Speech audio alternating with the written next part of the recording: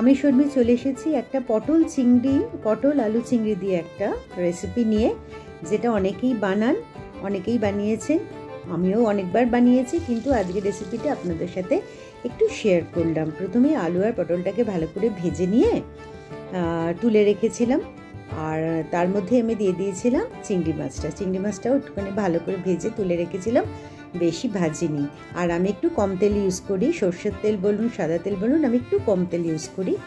যাই হোক, যেহেতু আমার হাজব্যান্ডের একটা হার্টের প্রবলেম আছে বলে, এইবারে ওই চিংড়ি মাছগুলো ভালো করে ভেজে তুলে রেখে ওই তেলের মধ্যেই আমি একটুখানি গোটা গরম মশলা, দারচিনি আর ছোটো এলাচ আর লবঙ্গ দিয়ে ভালো করে একটু ভেজে নিয়ে তার মধ্যে একটু কুচনো পেঁয়াজ দিয়েছিলাম। যেহেতু পেঁয়াজ বাটা, আদা বাটা, রসুন বাটা আর টমেটো একসাথে বেটে একটা পেস্ট করে ওর মধ্যে ঢেলে দিয়েছিলাম।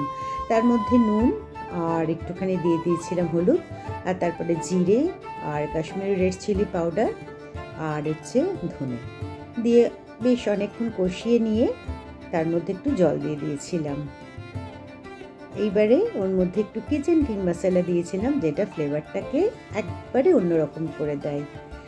আর আমি একটু গরম মশলা পাউডারটা কম দিই, আমি কিচেন কিং মশলাটা দিই, এর মধ্যে সব রকমের টেস্ট আছে।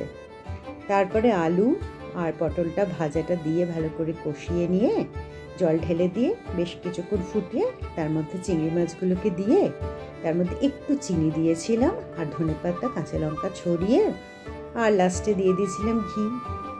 ভাতের সাথে তো ভীষণ ভালো লেগেছে, আর কোনো রান্নাই লাগবে না, শুধু যদি এই একটা পদেই রান্নাটা খাওয়া যায়। ভালো লাগলে অবশ্যই আপনারা লাইক করবেন, একটা সাবস্ক্রাইব করে দেবেন।